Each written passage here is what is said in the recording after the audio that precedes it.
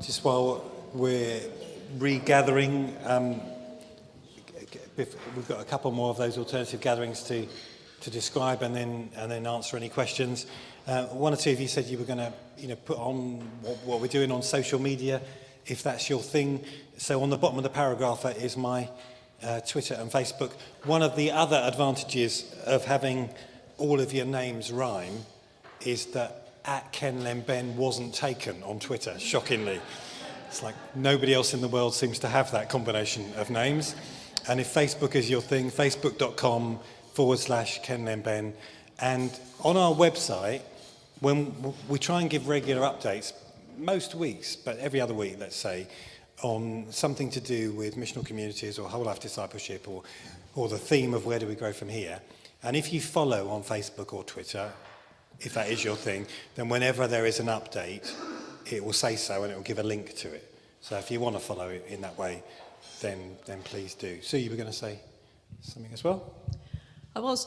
Just going back to, sorry, I don't know your name, but you mentioned adventure earlier. Matt, who talked about adventure. Responsibility, opportunity and adventure. As we've been going around, I've only seen one other person who picked up on the word adventure, and she was so excited. She's like, it's like I've put my rucksack on, I've got everything on it, and it's an adventure. And I really feel that we need to cherish these people in our church communities, because, we hear the voices of people who don't like change, which, to be fair, is often most of us, but we very rarely hear the voices of, actually, this is an adventure, let's go for it. So when you find those people in your church, cherish them. I'm beginning to feel that our son is a bit like one of those people. He's now 20 and he will not do anything if it's not a challenge. So find those people and just cherish them. That's a bit of an aside. Yeah, no, it's a good aside. So a few more of these to describe to you, and then we'll see. Hopefully it just generates some questions, again, for you to adapt and rethink and carry on doing your own thing if you're doing something imaginative that's an adventure as well. Mud, Sweat and Gears is a biking group. So full-on biking, hence Mud, Sweat and Gears. We're plugging into the fact that Sunday morning and Saturday morning, but Sunday morning is a bit of a time for that anyway, in this area and in our area. So people will be out on bikes doing their thing. And I think we're plugging into the fact that there's something in people's soul that enjoys just being out in creation. So they'll go out on their bikes, they'll stop, somebody will open God's word, looking out at creation, share a thought, they'll pray for each other, they've brought their mates along, and then they'll carry on biking the rest of the time. So Cedar Ministry is actually under one umbrella, but actually a number of groups that go out to a number of old people's and nursing homes in our city. And they're probably what you would recognise as a very traditional service they take in those nursing and care homes. They go in of a Sunday morning. Each care home has the same talk. Somebody has, kind of prepared a thought that people can work around. They have the same, actually hymns, and it's a very traditional time of worship. But then time for the people that have gone in to just chat with the residents, to get to know them, to get to know the carers that have brought them down to the service if they wanted to come to the service. And for those people, it is a real church community, actually, because most of them, they cannot go anywhere else or get out. And obviously they opt in, they don't have to go. But in the picture here, the guy in the shirt and tie, he's actually part of our church community, he's one of our church members. And he's Alistair. He baptised the lady in the wheelchair in the front, not by full immersion, she's very frail and elderly, but she asked if she could be baptised. So they baptised her there in the home. And the lady on the right in the black t-shirt, she works at the home, so she brings people to the service and stays for the service. And when she came back from maternity leave, she asked if they might dedicate her child in that context, so within that service. So probably of most of the missional communities, alternative gatherings, they do feel like church, actually, in those contexts. One of the really nice stories from Cedar Ministry is that, we live in a church house, we get phone calls about all kinds of, weird and wonderful and strange things, as you do. But I had a phone call one day that it just took me such a long time to unpack. The lady asked for our female minister, and we have got a female minister, but as she was talking, I knew it wasn't her, but I couldn't work out who it was she wanted. And it turns out that her husband, this lady, was in one of these homes, and a group from our church were visiting, and somebody from our church had even gone to visit the husband when he was in hospital, and he was really quite poorly, actually, and this lady knew her husband was going to die, and she wanted to contact the person who was running the services in that home, who she thought was a church minister, but actually is just a lovely lady in our church, because she said, I want her to take his funeral service, which actually was really lovely. The lady in question, who is part of our church, was absolutely horrified that she might be asked this. But actually, she did take a part, when sadly he did die a little later. But, she'd really got to know that couple and that family as part of her church community. So, although it took a long while to unpack, actually it was a really lovely picture of church there. And Ellen and I, Ellen's the other minister, we get invited to so many more homes now when somebody is about to die, and sit around the bedside with a family because of the number of homes that we go to. And I guess many of your churches, you'll do a service in older people's homes. So what's the difference? For us, the difference was picking a Sunday morning. So all of a sudden, from a group of very willing but getting elderly group of people, 5 or 6 of them going to one home, we now have a whole bunch of people going to 6 homes because it's not costing them any time. It's on a Sunday morning. And those older people, they view Sunday morning as the right time to be doing this anyway. And some of them come with their family, who's also off on a Sunday. So, sons and daughters are there with the older people as part of that service. So all of a sudden, it just feels a bit different. And the last of these is Early Birdies. Early Birdies is a golfing alternative gathering, missional community. Is that resonating with somebody? Is that speaking to somebody? Okay, so I'm a golfer. If you're a golfer, this will mean something to you. So golf is 18 holes, but we play 9 holes. And at the time of the first tee off, they give us the back 9 holes because they're not using them. And we can do what's called a shotgun start, which means anybody can start on any of those holes. And we give them something to discuss as they're going around, a spiritual issue or thought or something to contemplate. And we carry on that discussion in the clubhouse, where somebody gives a testimony and carries on in the story of the thing that we were sharing. And there are prizes. It's an ongoing kind of competition. I don't often make it, but I am there at the golf club quite a bit. And I met a guy there, a guy called Delroy, who's a Jamaican guy. And so we invited him to Early Birdies. And he loved coming to Early Birdies. And as luck would have it, or God would have it, Delroy won over the whole year. He got more points than anybody else. So I talked to the guy who runs it, who's a doctor called Justin, who loves golf. He's totally committed to golf, and Jesus, but golf. And so I said to Justin, we need to create a trophy for Delroy. So we bought this trophy and said to Delroy, there's a trophy. He said, is there? He said, yes. So we said, and we're going to present it to you in church, if that's okay. He said, great. So he invited his whole family to come to our church to see him receive this golf trophy.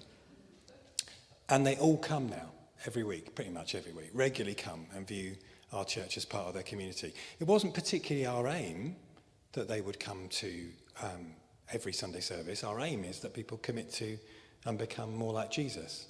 But we have been surprised as to how many people come and find their way into church. In fact, they ask if they're allowed to from coming to Sports Plus, if that's something that's allowed. So we have reached the point, 8 years in, 10 years in, however long it is now, where we think that across the month we reach as many people in these missional communities, alternative gatherings, as we do on our main Sunday 2 services, not including our people running them. And so, and we have seen some people come all the way through to faith, but loads of others, not loads of that, but loads of others move on in that spiritual journey and view this as their spiritual home that they wouldn't have been coming to otherwise. So I we thought at that point there might be questions, comments, queries. I was guessing there would be a silver top to this microphone. Apologies for that, but that was the image I had for just asking any questions that you've got. Any thoughts, questions, comments, queries? Bear in mind, this is just to spark your own thoughts. Yeah, can you help, Sue? Yeah, thanks. Yeah.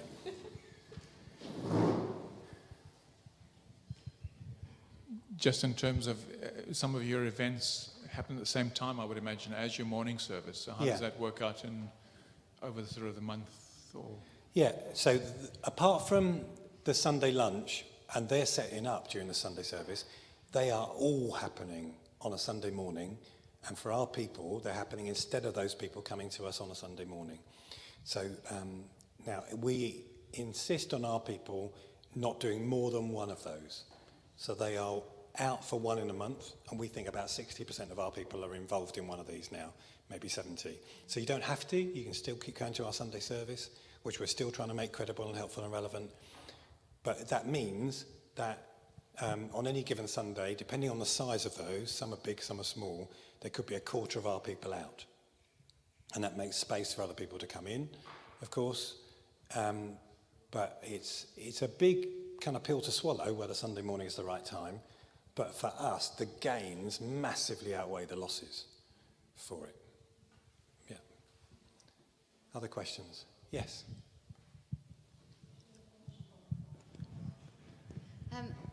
I work as a pioneer community worker in the new housing estate over here, and this is something that resonates with me and very much, you know, my thoughts and a way to go. But I haven't got a church family. I've got a number of Christians who attend churches beyond where we are. And have lots of community activities and are playing with ideas around eating food together and Mossy Church and all sorts of things. So really, we are starting from a very different way to the way most people here would start, and you started. Any advice? Yeah, not a cop-out, but I come to Ali Bolton's seminar. I'm sure you know, connected with Ali. Yeah, so that's definitely a part of it. I think, so we're doing something new in a village near us called Bosham, because we suddenly realised we have a bunch of people who live there. And we've got a housing estate about to be built just north of us with a similar number of houses to the ones you were describing to me when we came in.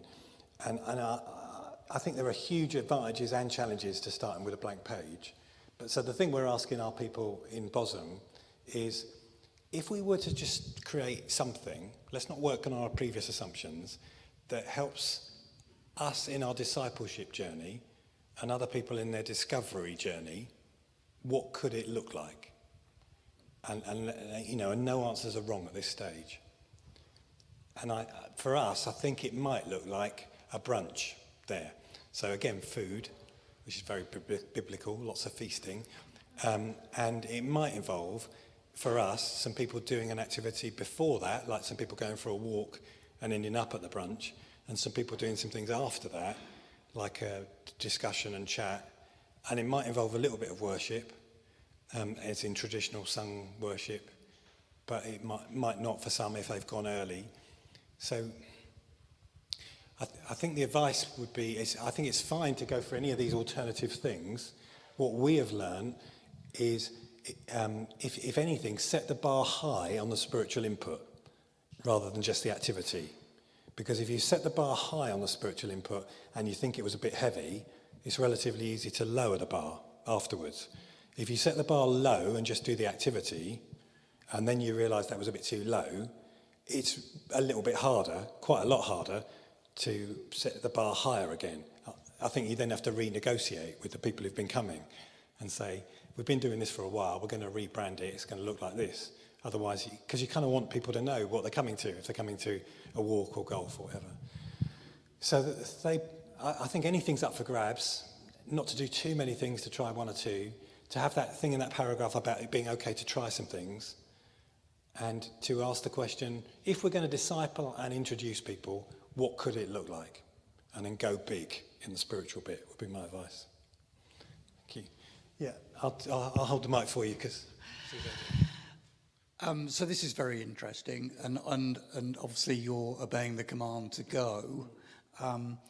What do you do with your church buildings in the week, which is almost a bit like almost inviting them to come in? Yeah. And for us here at Kirby Muxloe, we are sort of in that dilemma, in the fact that we have got church buildings that are basically empty during a significant part of the week. And so in terms of just sharing your experience in terms of whether you do manage to use your church buildings, whether you don't manage to use your church buildings, how that's worked for you.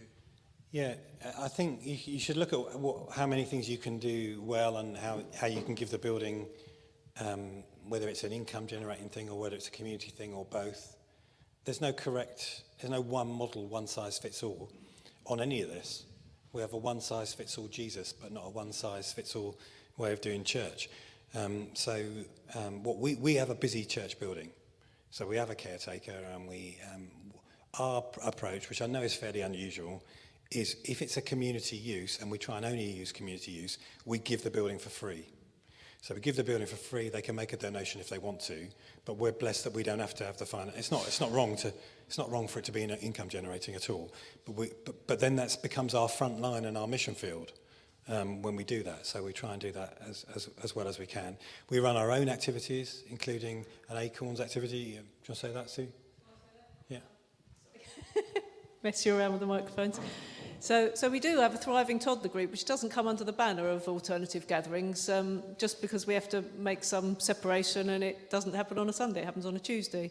So we have a very thriving toddler group, most of which don't come, aren't part of our church. Some of our church members and people from other churches come, but mostly, on the whole, they're just people from our city who can access a really good morning's activities, craft, coffee, cake, for £1, which for some people, the activities that are on offer that are paid for in our city are just inaccessible because of the cost. So we do have across the board kind of people coming, from people that actually can't really afford the £1 to people that could go anywhere in the city. And from that, Sports Plus is a really good next step. But equally, the girl who runs our children's groups, she's passionate about those people, so she's been trying to discuss with people, and if people are really open to the Christian faith, they've been running an alpha group just in somebody's home, just with a few people, and we try and run a toddler Bible story every other week as part of Acorns. So it's kind of a all approaches approach. Yeah. On a Thursday, we have an older person's lunch club, which is open to people from the community, and it's mostly actually people from the community, because people in church don't ever feel old enough to go to a lunch club. On a Monday, our buildings are used by the local health visitors for baby weighing, just because, it's a very good place within our city to do those kind of things. So, they meet the person who opens the door to them on a Monday. It's not part of our church, but it helps us to feed into Acorns, our toddler group, if we feel people are vulnerable and need to come, because we don't actually have that many places at the moment. We are, busy. All sorts of other activities through the week. So somebody asked me about numbers, and this can be off-putting or helpful, and it's really not about numbers. But and I was part of a church plant of 20 as a student, and if I was starting that way again as a student pastor, I would be trying to do something alternative with that 20, because I think that one of the issues with smaller churches is we just try and do everything a bigger church does, and part of the way that we'll grow from here as a smaller church is by doing less. Do less, and then start again. And which things can we do as well as we can, that kind of thing. But for us, before we started all this, when we came, and we take no credit for this is something God's done. Our membership was about 150. We now have about 370 members, And we think we reach another 350 or so with our missional communities, and we think we reach another 300 or so with the things that happen in the week that are ours, not that we're using the building for. And so we have a connection with about 1,000 people every month in a small city. So our city is not Leicester or Nottingham, our city is 25,000 people. So we have 4% of our city come to us, or come to something that we're doing outside every month, not including those who just use our building. So that's roughly where that's at. Other questions? Yes, thank you. Sue, bring you the mic. Thank you. I'd like to take you back to the beginning, if you wouldn't mind, and ask, when you had that vision at the very beginning for doing this, these alternative things, which is absolutely fantastic, how did you manage to envision the church to get on board and actually go with you? How did we manage to envision it? It took years, because I'm a pastor more than an evangelist. So I was just having this, and it was a bit annoying. I just thought if we made things credible and interesting and relevant, people would come. I didn't expect this second thing that they won't come. They're never going to find that. And so we have to do pioneering things or missional community things or other things. So it was just over a period of years sharing the burden of we can't be okay. We might have some growth, whether that's real growth or not, only the Lord knows, but we will never be the answer for a growing number of people. I kept saying that over and over again, and we can't be okay with that. Kept kind of us sharing that. And in us not coming up with the answers, just seeing what came out of it. So none of these 8 things were our idea. In fact, I had one idea that we tried, or maybe 2, and they've both come and gone and died. So there would have been other alternative gatherings on there that we've tried and not succeeded that were our ideas. Tell you about those if you want. But the point is, we just journeyed with as many people as possible. And when people said we don't get this, we said that's okay. We're not asking you to do it if you don't want to. We'll still do the Sunday service thing. That'll still be happening. But can we have your blessing to try it for the sake of the lost? And they said yes. And what we found was those people who were most reticent now lead some of the things that we do. And some of the people who are most for it, they're just the kind of early adopter people. And some of those aren't even still around, have moved on to something else in another church even, which is okay as well. So just loads of patience and trying to carry as many people on the journey as we could over a period of years, really. And I should give credit to my colleague, Ellen, who is pastorally brilliant. And so just carries people with her as well. We're trying to give our best explanation for things. I think that's what Peter does in Pentecost. He gives his best explanation, and then some people are confused, some people making fun of it, and some people join in and are converted, and that's what we do, I think. Shall I move on a bit? Oh yeah, one from Mike, and then we'll move on. Thanks, Sue. Do you see these missional communities as church, or is that an unimportant question? Well, do we see it as church? So it is an important question if you follow this debate. If you're doing pioneering stuff, if you're doing missional communities, if you've recently out of Bible college, you know that it's a hot debate. What is church? And within that debate, people say if you've got up, in and out, you've got church. That's part of the answer. So if you've got up, people draw a triangle and say if you've got up, relationship with God, worship. Thanks for leading us in worship. That's important. Love the app. Love a good app. So people do. So there's that, and prayer and all that. That's up. In is fellowship and relationship, and out is reaching out to those who don't yet know Jesus. And people would say it should be driven by the out because we have a default to be driven by the in. And I think there's something in that. So there's something in that. I've looked at that debate, and I've tried to read some of the things people have read. And we have come to the conclusion, rightly or wrongly, that is an endless, forever, rest of our lives debate. And life's too short. So we're not asking the question, is this church? We're just asking, is it good news? And we think if people are finding their way into a relationship with other Christians and then with God, then it's good news. And we're only asking one a month in our model. So we think we can risk not asking the is it church question. Okay. Some principles and practice. Here's a helpful illustration of one principle, I think. This is a bridge in Honduras called the Choluteca Bridge.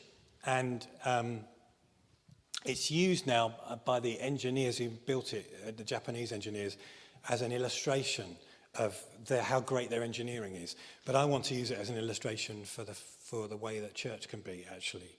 So they built this bridge, they built it well, and then in that particular part of Honduras, a hurricane hit the area. Hurricane Mitch, do you remember Hurricane Mitch? So after Hurricane Mitch hit that area, this is what happened. I hope you can see this at the back. So all of the vegetation, everything that was around, was totally wiped out. Everything had gone, apart from the bridge. But not only that, Hurricane Mitch had changed the course of the river. So the bridge is still there, but it's not crossing the river anymore. And I wonder aloud whether some of what we do in our churches is a really good bridge that helped some people across 50 years ago, 100 years ago, but the river isn't where it used to be. And so we can keep honouring that bridge and saying, didn't we build a good bridge? Or we can recognise that we need some other ways of getting people across the river now. And I would suggest, if that illustration means anything to you, that what we don't need is another bridge, because the course of the river is moving too fast. What we need is a variety of vessels to help people get across. And different people will pick different things. So some people just need a wetsuit and they're in and they'll go for it. Other people need a canoe. Some people might want a cruise liner. But what we need is a variety of things. The course of the river has changed. Your building may not have moved, but what is going on 5 meters from here has changed. The number of people aware of us now has changed. And so just to think of that and to be aware of it. So in terms of principles and practices, one principle, you're talking about what we do in our building. We can't do everything, and that's a key principle for us, even in a so-called larger church. So loads of people keep coming to us with good ideas. We think in our church we do really 3 things, in addition to what you might think a main church would do. So we do alternative gatherings, which we're describing to you. We run a debt centre with Christians Against Poverty. You can't half do either of those things. And we emphasise whole life discipleship, using some of the resources from LICC. And that means that we don't do food bank, though we think food bank is brilliant. But we support the local food bank. We don't do our equivalent of street pastors in our city. But another church does, and we send some of our people to be part of that. And so on and so on. Everybody's always got the next brilliant, good idea. And so part of the discernment process is which are the ones that might fit for you to try and hold lightly and then try other things. If you go to our church's website, and you want to see some of these things, chichesterbaptist.org.uk, chichesterbaptist.org.uk, and the top right-hand side there's a video link to YouTube, and that shows you our church's promotional video. I just want to show it to you now, because if you're looking at it, and you're hearing the description that Sue and I gave of these things, they're pretty much all on this video, apart from the homeless lunch, they were very vulnerable homeless people at the time, and we didn't want to film them. So if you're looking at this video, and it's not a Sunday service, and it's not some of our youth activity, like there's a clip from Soul Survivor where our young people were, and some youth activities, it's pretty much one of the 8 alternative gatherings that we've just shown you. So I'll just show it to you so you can get a flavour. Again, there's a music backing track. Thanks so much.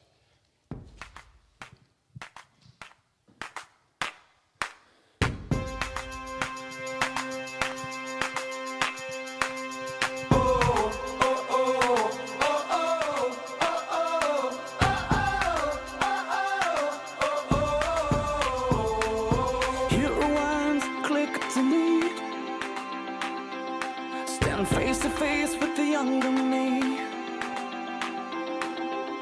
All of the mistakes, all of the heartbreak, here's what I do differently.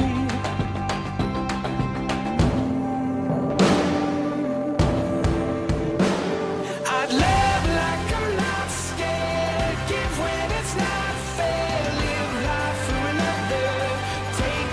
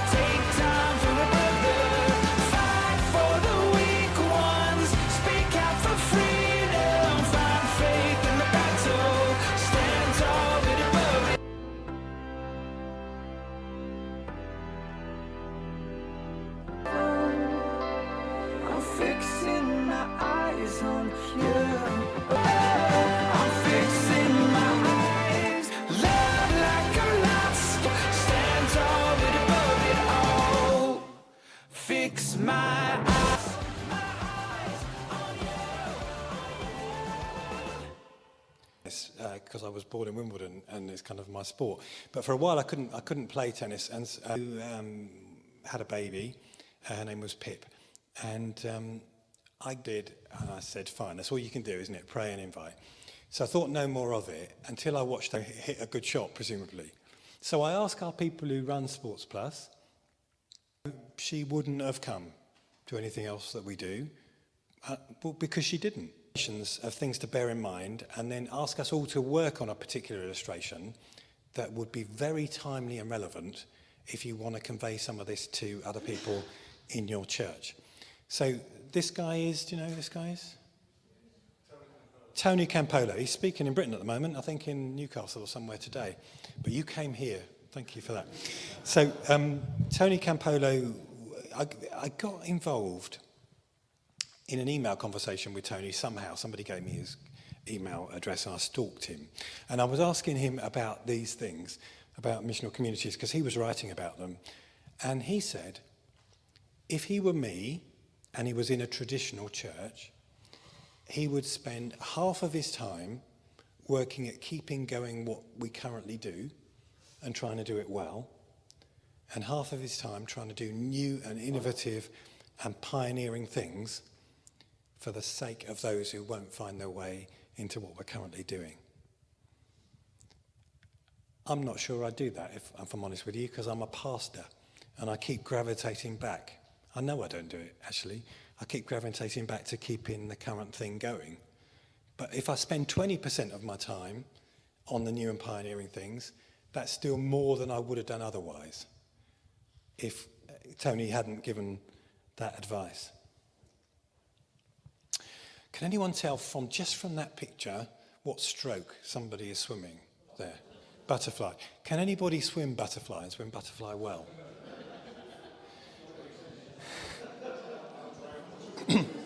Yeah. So butterfly stroke is beautiful when done well. But when you're watching somebody who can't do it well, or watching people learn it, it's this tortuous mess. Both of our kids are great swimmers. They grew up, they're now adults, both of our kids, and they grew up going to a swimming club. They now teach swimming to different levels, which means that Sue and I have spent hours by the side of swimming pools over the years watching children and adults learn different swimming strokes, including learning butterfly. And when you watch children or adults learn butterfly, one thought dominates my mind. Why? Why would anybody want to learn butterfly stroke? Like it's arguably not as beautiful as breaststroke. It's not as fast as front crawl. It doesn't have the variety of backstroke. So what is the point of it? So you have time by the side of a pool to look these things up. So I Googled it. Why does butterfly stroke exist? You can try this yourself. Who invented butterfly stroke? Do you know the answer? Butterfly stroke was invented to win gold medals at breaststroke. So at the time, the only rules about breaststroke were that your hands had to move in sync and your feet had to move in sync. And so some people looked at that. A guy called David Armbruster in Iowa looked at it and said, I think there's another way of doing this that might be more effective. So he invented what we now know as butterfly, and some people started to use it and started to win at competitions, and then the governing body looked at that, called FINA, and said, we don't think that is breaststroke, actually, and then changed the rules again. But my point is, we might be losing the game. We might be losing the game out there, and the rules are more flexible in the Bible than we are making out to be in our practice. So what it needs is our most creative thinking in order to come up with another way of doing things, another set of solutions that might be a way to find a good answer. This is a piece of Kodak film, and really hard to get hold of now because Kodak have gone out of business. And if you look at why they went out of business, you talk to business analysts, it's not particularly hard to analyse it. Kodak went out of business because of digital photography. And so everybody now does digital photography. The few people who still do film, they do it at the top end, and Kodak was in the middle market. So that market has gone, so nobody wants it. Years ago, Kodak was one of the premium companies. When I left university, I went to work for a department store group as a graduate trainee that is now closing department stores. Probably one near you is closing. I worked for Debenhams. And but my friend went to work for Kodak, and he had the premium job. Kodak was like the international company, or one of them, to work for. What if Kodak had thought more laterally about what it is that they do? What if they'd said, we're in the image business, not the film business? Would they still be in business? I think they'd be thriving. I think they'd be the market leader.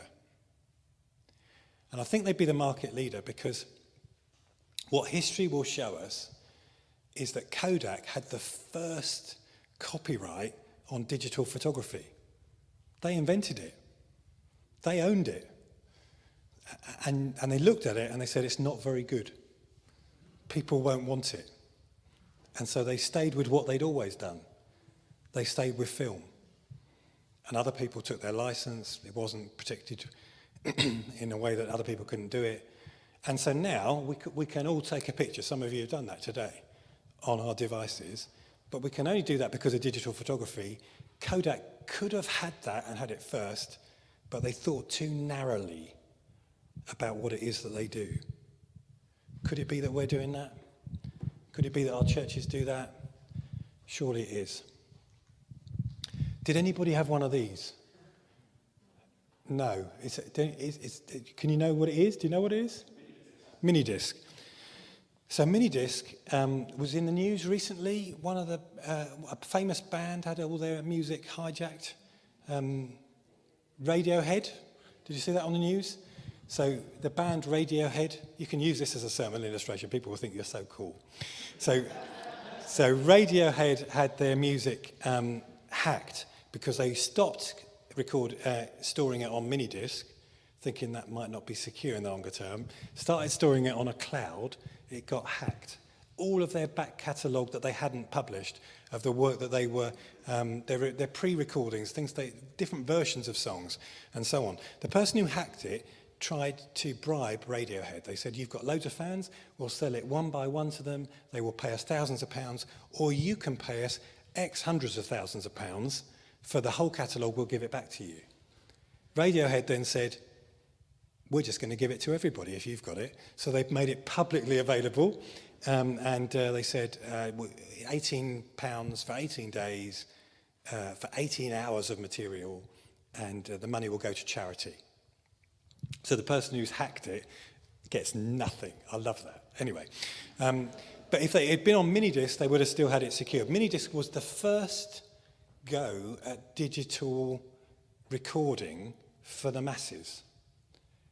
And it wasn't very good, which is why Radiohead thought it wouldn't be secure in the long run. It didn't last forever. It was a little bit clunky. But unless somebody had done that, we wouldn't be where we are today. Where, again, probably most of you, if I asked you to, could find a piece of music and play it, either online or direct from your phone, because you've got digital music on your phone.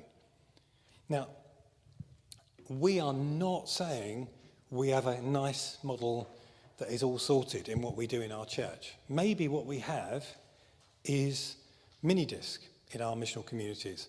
It's a little bit clunky, it's not totally sorted, but it's on its way.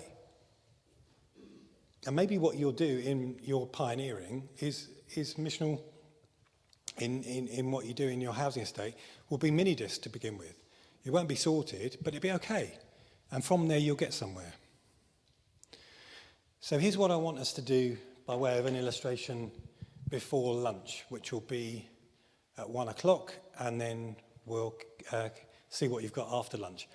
Is this story. Do you remember this story? The boys in the cave. So the Thai boys who got stuck in the cave. Do you remember that? Now, why it's topical and why it might reappear in our news is because those boys walked into the cave on the 23rd of June last year, tomorrow. And it was a week and a bit later, so from around the 5th, 7th of July-ish, that they were all rescued. You can Google that. But imagine, I'm sure this will reappear in our news stories. Imagine this as a story of missional rescue. It's a metaphor, it's an illustration. What is there in this story that could be an example to us of the missional rescue and mission, imaginative, creative mission that we're called to? Now, in our media, this was portrayed as an entirely Buddhist story. And I'm not saying it's a Christian story, I'm just using it as an illustration. It is slightly more of a Christian story than our media gave us. So one of these 12 boys and their coach was a Christian. His name was Adun, and he was sponsored by the charity Compassion. And he was the only one who could speak English. So when the divers get to them and say, "Are you all alive, all 13 of you?" then the one who says, "Yes, we are, all 13 of us," is Adun, because he can speak English, because of the education he's had and so on. And when there was that ceremony, Buddhist ceremony, when the boys have their head shaved just to celebrate the fact that they've been rescued, there is a service we're not seeing on our news in Adun's church, where he's giving his testimony. He's talking about the prayers he was praying in there. The church are giving thanks to God for the prayers that they've prayed and for the rescue that's happened. And we learnt recently that the coach is also a Christian, is a Christian. So it was a more Christian story than our media was saying. That's not my point. My point is, let's just use this as an illustration of creative, innovative mission rescue. If you can remember the story or any element of it or think it through, of getting to those boys in the cave to bring them out, is there anything in that story that could be a metaphor or an illustration for us of what we're called to do in creative and innovative mission? And if there is, then you can use it over the next couple of weeks when it's just ripe in people's minds and people are thinking of it. Does that make sense?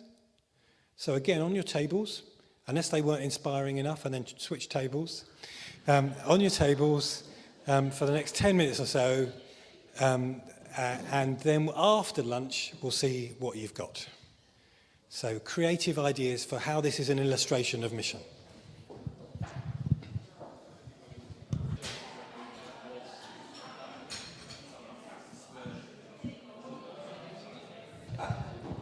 So